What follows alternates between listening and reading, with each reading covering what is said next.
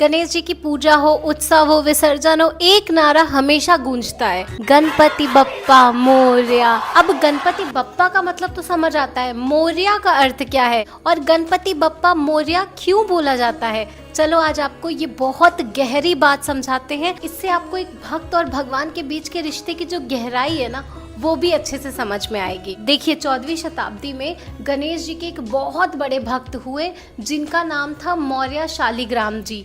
वो पुणे के चिंचवड़ में रहते थे और उन्होंने अष्टविनायक यात्रा भी करी और इसी यात्रा के दौरान उन्होंने गोसावी संप्रदाय से दीक्षा ली, जिसके बाद उनका नाम मौर्य गोसावी पड़ गया। और इसी के साथ साथ उन्होंने एक नियम भी लिया कि वो हर चतुर्थी को अपने गांव चिंचवड़ से मोर गांव मयूरेश्वर भगवान के दर्शन करने जाया करेंगे। और ये नियम उनका काफी लंबे समय तक चलता रहा। लेकिन एक दिन चतुर्थी वाले दिन गोसावी जी को मंदिर पहुंचने में देरी हो गई और जैसे ही वो मंदिर पहुंचे तो मंदिर के पट बंद हो चुके थे। उन्होंने पुजारी जी से काफी प्रार्थना की कि उन्हें मयूरेश्वर भगवान के दर्शन करा दे, लेकिन पुजारी जी नहीं माने। तो जो मौर्य गोसावी जी थे वो मंदिर के बाहर ही बैठकर बहुत जोर जोर से रोने लगे। उन्हें बहुत पीड़ा हो रही थी क्योंकि वो अपने भगवान के दर्शन नहीं कर पा रहे थे और उनका जो नियम था वो भी टूट रहा था। थोड़ी ही देर बाद गोसावी जी की पीड़ा असहनीय होने लगी। वो भगवान के दर्शन के लिए एकदम उनके अंदर तड़प उठने लगी।